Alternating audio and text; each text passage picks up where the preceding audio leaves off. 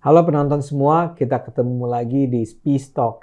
Kali ini di Peace Talk akan hadir seorang pembicara atau orang yang akan kita ajak wawancara, yakni Dr. Ismail Hassani, Direktur Eksekutif dari Setara Institute.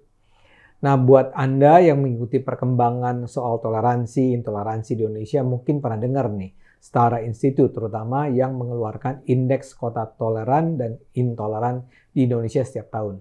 Nah, salah satu kota yang disebut oleh Setara sebagai kota yang tidak toleran di tahun 2022, mungkin juga sebelum-sebelumnya adalah kota Cilegon. Nah, Anda mungkin langsung ini nih, radarnya berbunyi nih. Kenapa kota Cilegon kita sebut di sini? Karena kita baru saja mendengar kasus yang luar biasa memalukan di Cilegon, di mana ada penolakan terhadap gereja di sana, bangunan gereja di sana, dan ternyata kita tahu di Cilegon tidak ada satupun gereja. Tapi yang paling menarik dalam perkembangan terakhir ini adalah wali kota Cilegon termasuk orang yang menandatangani semacam petisi untuk menolak pembangunan gereja di Cilegon. Sungguh memalukan sebenarnya. Nah, tapi kita nggak akan bicara tentang si Cilegonnya sendiri, hanya itu. Tapi tentang perkembangan intoleransi di kota-kota yang tadi disebut ada dalam daftar Setara. Dan saya rasa memang cara yang terbaik adalah bicara langsung dengan orang yang mengomandani penelitian tentang indeks kota toleran ini adalah Dr. Ismail Hassani.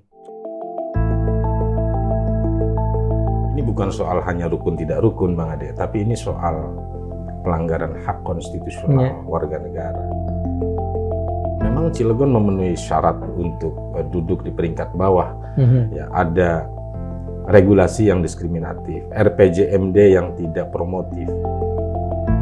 Satu kota dikatakan toleran itu ketika di kota tersebut tidak ada produk hukum yang diskriminatif.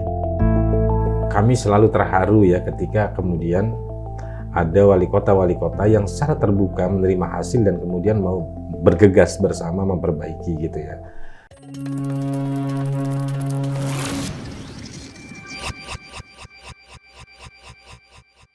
Ayo, Bung, selamat sore ini ketemu di sini. Selamat sore, Bang Ade. Terima kasih sudah diundang nih di Peace Talk. Oke, kita perlu sekali mendengar langsung dari Anda. So, terutama kita mulai dari Cilegon nih ya. Cilegon ya. Cilegon ini masuk dalam daftar berapa? 10 kota paling tidak toleran. Tingkat toleransinya terendah.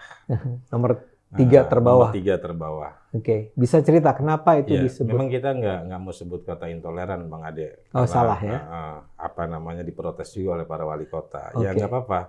Tapi kita sebut kota dengan tingkat toleransi terendah. Artinya sebenarnya modal sosial toleransi tetap ada di situ. Tapi pada episode tertentu dia turun ke level yang rendah. Salah satunya Cilegon. Dan dalam beberapa kali indeks, Cilegon memang selalu langganan di 10 terbawah. Salah satunya saya kira yang permanen menjadi persoalan adalah adanya produk hukum yang diskriminatif.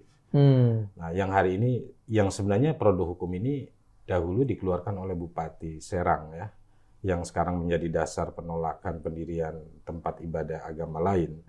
Itu kan diterbitkan ada keputusan Bupati tahun 1975. Nah, lama ya? 1975 yang salah satu isinya adalah bahwa di Cilegon tidak boleh ada tempat ibadah selain agama Islam. Nah, kalau dalam ini bukan soal hanya rukun tidak rukun, Bang Ade, tapi ini soal pelanggaran hak konstitusional warga negara. Karena 1975 jelas ya, ini kita tahu hari ini Undang-Undang Dasar 45 kita sudah amandemen, sudah diubah, lalu kita punya Undang-Undang Hak Asasi Manusia dan berbagai macam produk perundangan lain yang pada intinya tidak boleh atas alasan apapun kemudian negara menghalangi orang untuk menikmati kebebasannya, dalam beragama, berkeyakinan, termasuk adalah mengekspresikan simbol-simbol keagamaan, salah satunya dalam tempat ibadah. Nah, karena posisi produk ini yang masih existing dan dipedomani, maka ya itu menjadi salah satu variabel. Seperti kita ketahui, Setara itu menetapkan 4 indikator yang turunannya adalah 4 variabel dengan 8 indikator. 4 variabel ini ada regulasi pemerintah, lalu ada regulasi sosial, ada tindakan pemerintah, dan yang terakhir demografi agama. Demografi agama ini isinya selain kohesi heterogenitas, ada juga soal inklusi sosial keagamaan.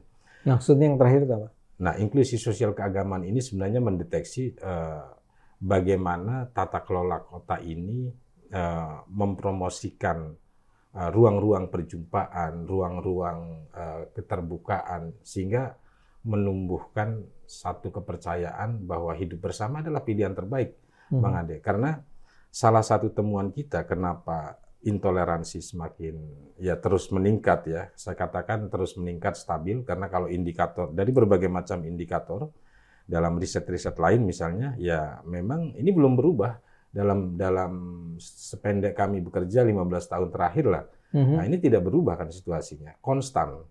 Jadi salah satunya adalah minimnya ruang-ruang perjumpaan. Sorry, yang disebut konstan, tingkat toleransinya konstan.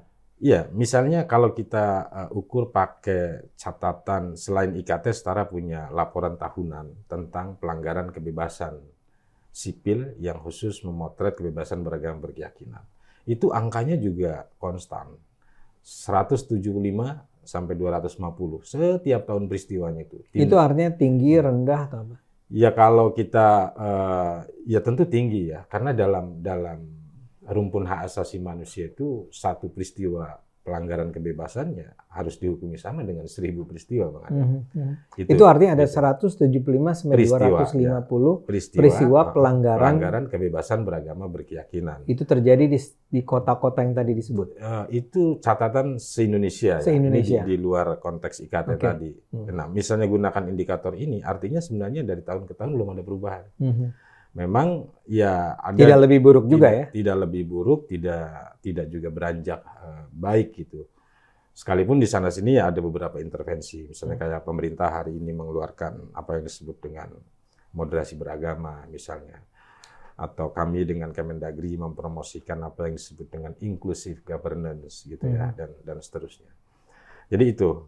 Nah, balik lagi ke Cilegon, dari seluruh variabel ini memang Cilegon memenuhi syarat untuk duduk di peringkat bawah.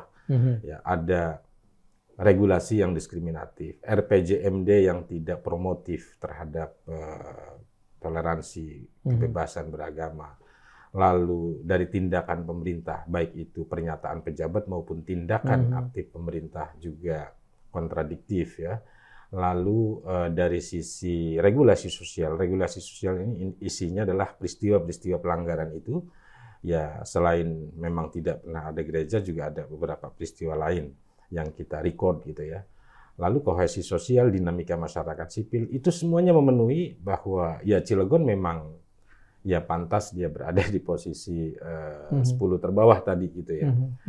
Nah oleh karena itu ketika kemarin muncul peristiwa, ya kami tidak terkejut karena dalam monitoring kami sejak 2015 posisi Cilegon memang problematik. Dan saya melihat memang perlu intervensi di tingkat pusat, Bang Ade ya, karena berbagai upaya di tingkat lokal menemui jalan buntu ya, karena ada irisannya juga dengan kepentingan politik elektoral di tingkat lokal gitu. Kita ngomong Cilegon dulu nih sebelum pindah ke kota-kota lain yang mungkin sama pentingnya untuk diperhatikan.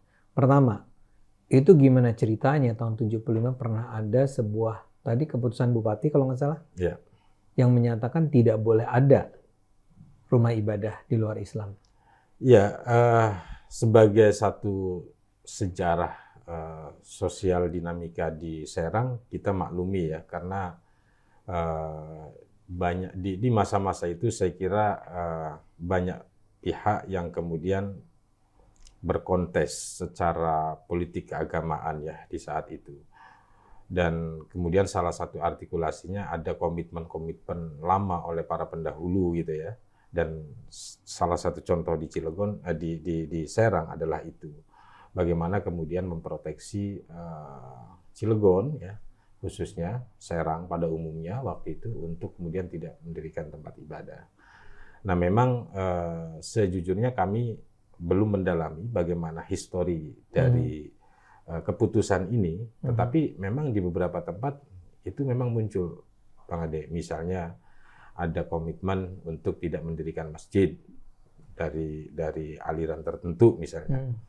Ada nih di kota-kota lain gitu kan. Jadi dia semacam kalau hari ini sebutnya kontrak politik lah ya. Kontrak politik, oke, kami akan dukung Anda, kami akan pilih Anda, tapi Anda tolong bubarkan kelompok A misalnya. Nah, semacam itu. Jadi ini sebenarnya produk dari dinamika di tingkat lokal ya, yang umumnya biasanya dipicu oleh kompetisi syiar keagamaan gitu ya di saat-saat itu. Jadi muncullah semacam komitmen yang kemudian dituangkan ke dalam produk hukum yang namanya keputusan bupati. Nah, keputusan ini tentu kehilangan validitasnya. Selain normanya yang bertentangan dengan konstitusi, normanya bertentangan dengan undang-undang hak asasi manusia, dengan undang-undang ratifikasi kovenan sipil politik yang menjamin kebebasan beragama dan seterusnya. Karena itu dia kehilangan validitas keberlakuannya dan harusnya diabaikan, gitu kan? Harusnya diabaikan. Apalagi hari ini ya baik ya pemerintah pusat saya kira melihat isu promosi toleransi menjadi bagian penting dalam pembangunannya. Ya mestinya irama itu juga diikuti ya oleh pemerintah daerah. Tapi ya itu yang terjadi di Cilegon saya kira. Tadi memang Anda katakan bahwa Setara barangkali belum terlalu mendalami ya apa yang terjadi di Cilegon.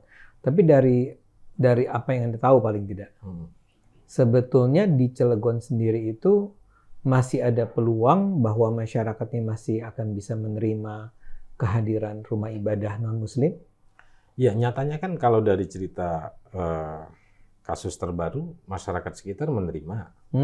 Artinya kalau kita terlepas dari saya tidak setuju dengan PBM ya, peraturan bersama Menteri Agama dan Menteri Dalam Negeri yang salah satunya mengatur soal teknis pendirian tempat ibadah, syarat 60-90 itu terpenuhi.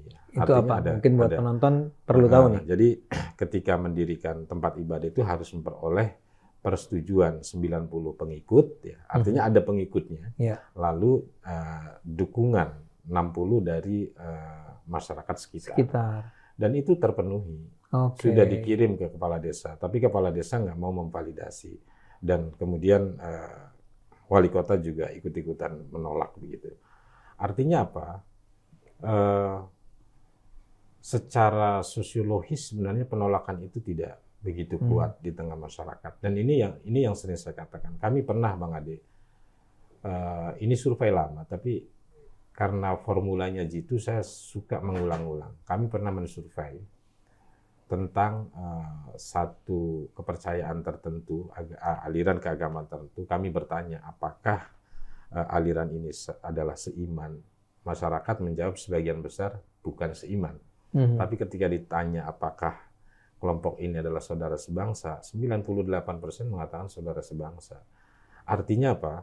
Ini formula sosiologis yang genuine di tengah masyarakat kita yang jauh melampaui kedewasaan politiknya, kedewasaan siviknya gitu ya, dibanding para aparatur negara. Karena ya dalam contoh kasus Cilegon, sebenarnya masyarakat nggak ada masalah. Tapi kemudian ada kelompok lain yang mengorkestrasi penolakan dan ya selain juga ada referensi historis keputusan bupati itu, maka jadilah ditolak. Jadi seringkali ini sebenarnya kelompok-kelompok kecil yang pawanya besar, Bang Ade. Itu kan kalau kita istilahkan gitu kan. Dan saya kira yang kelompok lain yang sering kita sebut dengan silent majority ya mesti berbicara. Nah, jadi kalau pertanyaannya apakah masih ada peluang, saya kira sangat mungkin itu terjadi karena apapun ceritanya tindakan dari si wali kota ini selain bisa dipersoalkan secara perdata sebagai perbuatan melawan hukum, bisa juga dipersoalkan secara tata usaha negara karena dia misalnya nanti dia menuangkan penolakan itu ke dalam produk hukum baru gitu ya. Dan bahkan bisa dipersoalkan secara pidana karena menghalang-halangi orang gitu. Jadi ini tinggal ya elemen masyarakat bagaimana mempersoalkannya. Begitu.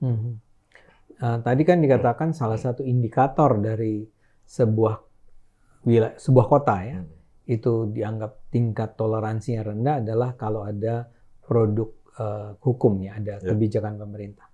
Nah di luar yang soal pelarangan ini, ada tidak produk-produk kebijakan lain yang menyebabkan Cilegon itu berada di peringkat tersebut? Ya, detailnya saya tidak terlalu mengingat, tetapi variabel itu juga terpenuhi di Cilegon.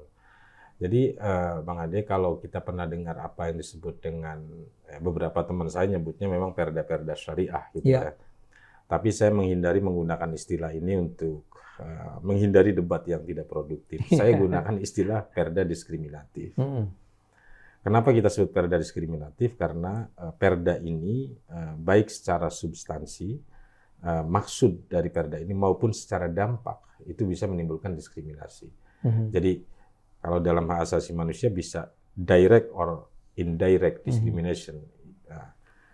Ada banyak sekali produk-produk hukum seperti ini. Contohnya di banyak daerah ya. Dan juga di Cilegon, yang hari ini bahkan kemudian disusupkan ke dalam perda-perda ketertiban umum.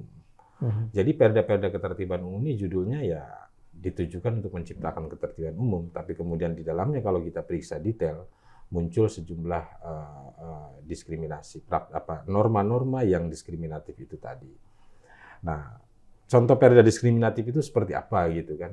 Ya, pada dasarnya ketika norma itu memfavoritisasi gitu ya, atau mengunggulkan, mengutamakan kelompok yang lain, yang artinya kelompok yang berbeda tidak bisa memperoleh fasilitas yang sama, yaitu diskriminatif, kan gitu. Atau secara spesifik misalnya, ini juga tren di dalam konteks perda-perda larangan pelacuran, Bang Ade. Di luar soal perdebatan ihwal pelacuran itu sendiri, saya kira dalam bernegara hukum kita mesti clear gitu ya. Ketika mendefinisikan pelacuran misalnya, banyak daerah-daerah yang copy paste dan kemudian yang muncul adalah larangan perempuan keluar malam gitu kan. Dan ini jelas diskriminatif. Ya ini persoalan perda-perda diskriminatif ini sudah menahun ya. Kami meriset ini tahun 2007 gitu ya, dan kalau data Komnas Perempuan misalnya ada 421 per 2016 ya, tentu sekarang meningkat gitu ya. Nah, perda-perda semacam ini ketika di suatu kota masih memiliki perda ini, maka skor pada variabel produk hukum diskriminatif ya jelas tinggi gitu ya. Dan Cilegon salah satunya mengidap itu, selain soal keputusan bupati itu tadi. Saya cuma curious, bisa nggak disebut satu contoh misalnya di Cilegon yang ada perda-perda diskriminatif itu?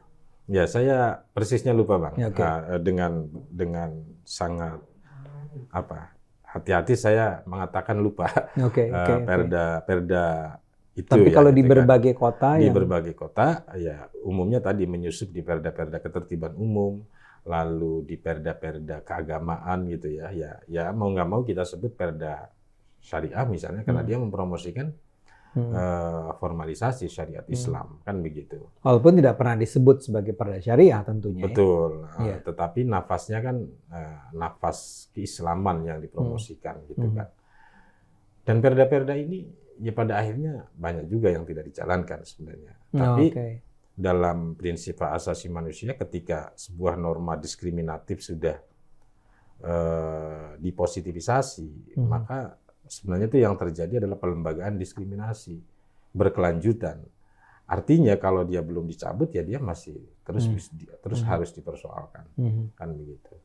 Kalau yang paling populer ya saya kira ya di dalam perda-perda pelacuran ya yang banyak. Selain di Sumatera Barat yang banyak sekali, di Aceh juga banyak sekali perda berbasis syariah. Kan mungkin gitu. Yang kemarin ramai perda, saya lupa apakah ini perda atau bukan yang soal pakaian. Di kewajiban jilbab atau ya itu juga salah satu jenis itu masuk kan dalam kategori diskriminatif ya? Masuk, karena prakteknya ketika sekalipun mereka mengelak ya bahwa ya ini kan bukan paksaan apa dan sebagainya, tapi selalu saya katakan tugas negara itu bukan menegakkan agama, tugas negara itu seperti nafas republik ya, Anda ngurusi kesejahteraan rakyat ya, mengurusi kemaslahatan publik kan begitu kan. Jadi kalau urusan agama itu urusan privat gitu. Karena itu pilihan mereka mempositivisasi cara berpakaian menurut syariat Islam itu juga keliru gitu Bang. Karena kalaupun normanya secara langsung tidak diskriminatif, tapi indirect discrimination itu bisa tercipta.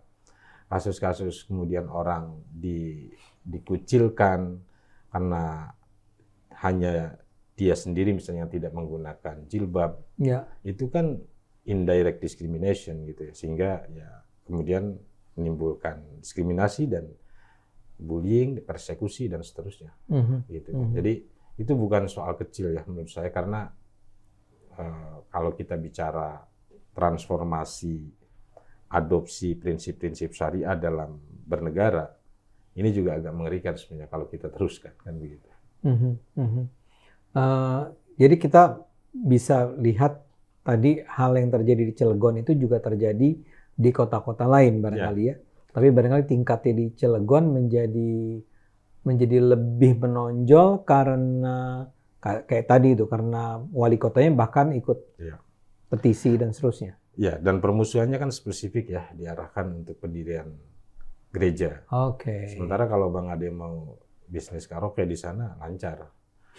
Kan gitu, kata teman saya yang di Cilegon, Bang, di Cilegon itu hampir setiap kelurahan ada tempat nyanyi-nyanyi katanya. Ya kan gitu. Sementara nyari gereja susah gitu kan. Ini juga ironi ya. Saya kira. Jadi si istilah diskriminasi ini yang Anda gunakan sebagai indikator dari toleran tidaknya sebuah kota, itu tidak melulu menyangkut pembangunan rumah ibadah ya? Oh iya. Jadi ya yang utama memang karena toleransi itu dekat dengan urusan keagamaan. Misalnya salah satu tools yang kita pakai adalah deklarasi penghapusan diskriminasi agama, penghapusan diskriminasi dan intoleransi agama, produk PBB itu misalnya. Dan ya di situ tentu saja dominan kaitannya toleran dan tidak toleran dalam kehidupan beragama. Tetapi karena dalam kerja-kerja IKT ini kami sebenarnya juga didukung secara politik dan moral ya oleh Badan Pembinaan Ideologi Pancasila dan juga Kemendagri. Karena itu di 2 indeks terakhir, Bang Andi, kita juga memasukkan elemen Pancasila. Jadi apa yang disebut dengan inklusi sosial keagamaan itu salah satunya di situ ada indikator-indikator ya level kepatuhan terhadap Pancasila. Itu juga kita deteksi ya di dalam indeks itu. Jadi ya itu diskriminasinya, termasuk bahkan belakangan ya 2 tahun terakhir kita juga memasukkan soal gender consideration gitu ya, karena ini bagian juga dari target pembangunan dunia ya, gender equality yang mau tidak mau ya kita harus masukkan sebagai salah satu variabel. Jadi tidak melulu soal diskriminasi agama, tetapi juga ras, etnik, gender, dan kehidupan berpancasila, kira-kira begitu. Kalau kan tadi kita bicara tentang Cilegon ya, kalau Depok tuh kenapa? Dia paling rendah lah bisa dibilang. Ya Depok ini saya dalam satu kesempatan juga sudah berdiskusi dengan rekan-rekan di Majelis Ulama Indonesia ya, khusus mendiskusikan soal Depok, Bang Ade, dan ada banyak hal yang tidak kami sampaikan secara terbuka, tapi ada juga yang kita sampaikan secara terbuka. Kalau yang disampaikan secara terbuka ya tentu saja adalah yang utama dari Depok persoalannya adalah ya ada produk hukum diskriminatif existing gitu ya, misalnya perda tentang kehidupan beragama yang berhubungan dengan kehidupan keagamaan, lalu juga ada perda atau perwali saya lupa tentang pelarangan Ahmadiyah misalnya. Yang ini sebenarnya melampaui dari produk hukum di tingkat pusat itu sendiri. Di tingkat pusat memang ada SKB tentang Ahmadiyah, tapi SKB ini sesungguhnya tidak melarang. Ya, ini SKB yang tidak melarang keberadaan Ahmadiyah, bahkan SKB itu juga menjamin kalau ada gangguan terhadap Ahmadiyah, negara harus bertindak. Tapi di daerah, ya sesuai irama wali kota, irama gubernur, ya mereka tafsirkan. Dan di Depok salah satunya ya kemudian melarang. Ya, dan karena itu yang sering saya bilang dan juga diprotes sama ya para pejabat di Depok, ya saya katakan kadang nggak ada angin, nggak ada hujan kan tiba-tiba mereka menyatroni Masjid Ahmadiyah misalnya. Dan bahkan terakhir kalaupun mereka klaim mengeluarkan banyak izin pembangunan tempat ibadah, tapi ternyata ya sebagian besar bahkan itu adalah rumah ibadah umat Islam, gitu kan, umat Islam. Kan mereka klaim ada beberapa angka ya, saya lupa persisnya, tetapi ya artinya klaim toleransi tidak sejalan dengan fakta lapangan. Nah itu juga ditemukan oleh teman-teman yang meriset yang lainnya. Soal Ahmadiyah, soal ya wali kota itu sendiri yang tidak promotif menurut saya terhadap toleransi, sekalipun berkali-kali mengatakan ya Depok ini miniatur ini itu dan lain sebagainya, termasuk Pak Ridwan Kamil juga membantah. Tapi ya silakan aja kalian riset.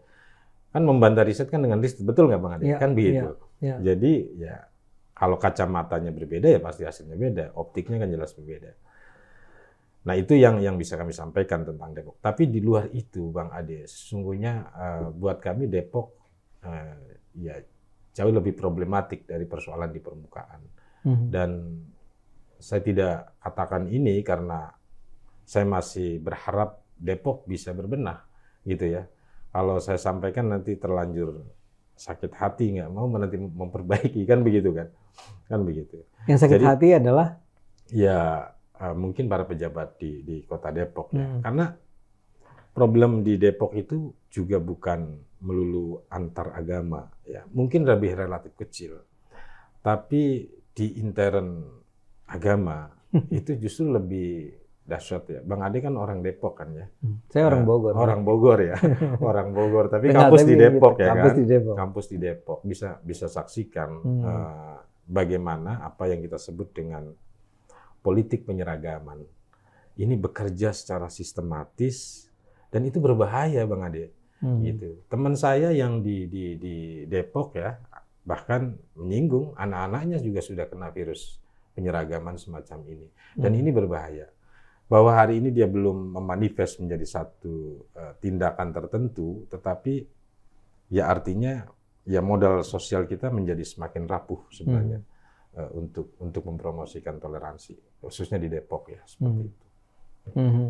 Sekarang kita pindah ke spektrum yang satu lagi, yaitu yang dianggap kota toleran. Di situ ada Singkawang, ada Surakarta kalau nggak salah ya? Salatiga. Salatiga, ya, Surakarta juga masuk 10 besar. Iya, 10 besar. Satu lagi apa tadi ya? Ada Singkawang, Salatiga, Manado. Ya.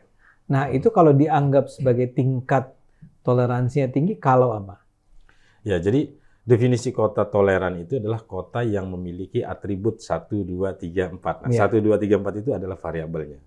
Nah, variabel pertama misalnya, satu kota dikatakan toleran, itu ketika di kota tersebut tidak ada produk hukum yang diskriminatif dan memiliki rencana pembangunan daerah yang promotif terhadap toleransi. Kan itu satu variabel. Yang kedua, tidak ada peristiwa pelanggaran kebebasan beragama dan dinamika masyarakat sipil dinamis gitu ya dalam mempromosikan toleransi dan kebebasan yang indikatornya adalah ada civic engagement yang aktif ya, bagaimana kemudian mempromosikan dan seterusnya. Ketika 4 variabel ini terpenuhi, 4 variabel yang diturunkan menjadi 8 indikator, maka kota itu masuki derajat kota toleran. Nah, untuk kota-kota yang tadi Bang Ade sebut ada Salatiga, Singkawang, Manado, Surakarta. Pada periode riset mereka bisa naik turun sebenarnya gitu. Tapi ya 3 kota khususnya Singkawang, Manado, dan Salatiga selalu ada di peringkat 10 besar. Ya, di peringkat 10 besar. Ya karena itu tadi, karena mereka memenuhi semua indikator itu. Dan Bang Ade bisa kunjung aja ke Singkawang, bagaimana hati kita ketika berada di Singkawang, di Salatiga, misalnya dibanding kita ke Depok misalnya ya kan. Itu di permukaan juga bisa kita rasakan. Bagaimana sesungguhnya toleransi itu hidup di sana gitu ya. Artinya tanpa harus riset dalam-dalam, kalau kita pakai perasaan pun bisa kita ukur gitu kan. Tapi tentu kan kita tidak pakai perasaan. Nah, memang kita diberi catatan ya oleh banyak pihak. Kenapa kok kota-kota yang ya katakanlah di belahan timur yang posisinya bagus-bagus begitu kan. Ya berdasarkan indikator terpenuhi gitu kan. Yang kedua, misalnya ada Ambon itu juga masuk 10 besar Bang Ade. Selalu ditanya kenapa Ambon masuk padahal konflik. Ternyata dari deteksi yang kita lakukan Bang Ade, pengalaman konflik yang terjadi di Ambon kemudian telah menebalkan keyakinan masyarakat Ambon bahwa tidak ada pilihan lain kecuali hidup berdampingan dan menjaga sekuat tenaga agar sekecil apapun persoalan yang bisa mengikis harmoni di Ambon itu bisa diatasi. Dan itu kita deteksi dan itu yang dirasakan oleh elemen masyarakat begitu ya. Jadi semakin heterogen suatu daerah maka semakin tinggi effort yang dibutuhkan. Karena orang menjadi apa namanya? Kalau sering disebut pluralisme adalah fakta sosioantropologis bangsa Indonesia, yaitu as a fakta gitu ya. Tapi hari ini itu tidak cukup hanya kita mengafirmasi yes ini fakta. Tapi kita harus perjuangkan itu Bang Ade. Jadi pluralisme itu hari ini harus menjadi kebutuhan semua orang di Republik ini. Karena ya sekali lagi Republik dibentuk dari kepelbagian itu tadi. Loh kalau unsur-unsur pembentuk Republik ini rapuh ya dengan sendirinya Republik juga akan rapuh. Nah itu yang sering kita promosikan bahwa toleransi, pluralisme itu harus menjadi kebutuhan bukan hanya sebagai fakta sosioantropologis. Saya juga curious nih, ini reaksi pemerintah yang disebut misalnya sebagai tingkat toleransi rendah terhadap setara nih seperti apa? Ya seperti biasa Bang, namanya indeks ini kan harus ada yang ranking 1, ada ranking buncit ya. Ranking 90. Ranking 94. Dan hal yang sama juga dialami oleh teman-teman peneliti di Kementerian Agama yang membuat indeks kerukunan kan begitu. Indeks kerukunan. Apalagi kok hasilnya ya lebih kurang sama dengan setara gitu ya. Misalnya yang ada di peringkat atas itu Bali, itu kerukunan, NTT, kerukunan gitu ya. Lalu yang buruk-buruk itu ada di Aceh, ada di Sumatera Barat. Kok jadi mirip dengan setara? Ya saya kira karena ya bertolak dari fakta yang sama barangkali kan saya teman-teman Kementerian Agama. Ya tentu protes ya, keberatan itu muncul, tapi ya kami selalu katakan bahwa mengkritik hasil riset itu ya dengan riset tandingan.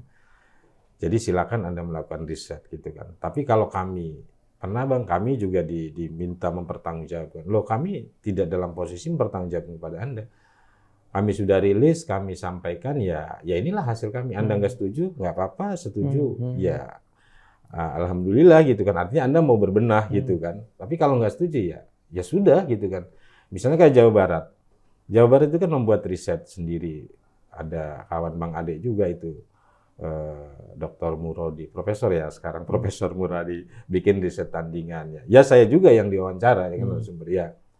Dan hasilnya berbeda. Ya silakan, itu bisa jadi hiburan juga kan buat warganya barangkali bahwa Bandung toleran, Jawa Barat toleran itu. Padahal data Setara, data Wahid Foundation, data Kementerian Agama ya ada banyak problem di Jawa Barat, ada banyak problem di Bandung misalnya kan begitu. Jadi ya biarkan kontestasi itu ya bagian dari kritik ya. Tapi itu sebatas sampai tadi keberatan, nggak ada yang sampai marah. Ya, kalau ke Bang Ade mungkin ada yang marah ya. Kalau ke kami ya tentu saja karena kami tidak melakukan perbuatan destruktif ya. Ya memang ada dampak Bang Ade. Misalnya ada satu kota ya yang saya nggak sebutkan misalnya ketika dia selalu berada di bawah datang ke kantor kami dikatakan Dinda, dia bilang kan gitu, Dinda separuh nafas kami ini hilang gitu kan. Ketika kami mau mengakses dana alokasi khusus, kalau dana alokasi umum kan semua dikasih, tapi dana alokasi khusus kan ini basisnya adalah prestasi si wali kota kan begitu. Ya ditanyakan juga, bagaimana itu kota Anda kota intoleran misalnya gitu, atau dia kunjungan ke luar negeri dan lain sebagainya, itu selalu jadi hot issue kan gitu. Tapi karena keterbukaannya mau bertanya, tolak ukurnya seperti apa, ya kita kasih tahu. Ya monggo silakan dibenahi, silakan cari teman-teman yang bisa membantu membenahi kota. Ya hari ini kota tersebut misalnya masuk ke papan tengah gitu ya, dan itu bukan semata-mata karena berkunjung ke kami, tapi betul-betul pada periode kedua kepemimpinannya menunjukkan kepemimpinan yang efektif memajukan toleransi. Misalnya di RPJMD-nya spesifik dan tegas ya, dan ini menjadi salah satu RPJMD yang kami promosikan untuk ditiru gitu ya. Ini RPJMD buat penonton, Rencana Pembangunan Jangka Menengah Daerah. Daerah. Jadi di masing-masing kota kabupaten punya rencana pembangunan itu. Lalu juga dari efektivitas kepemimpinan dan bagaimana dia mengorkestrasi resolusi konflik daerah, ya bisa memperbaiki. Dan kata lain, jadi temuannya Setara ini itu digunakan. Ya, saya harus katakan bahwa ini apa ya?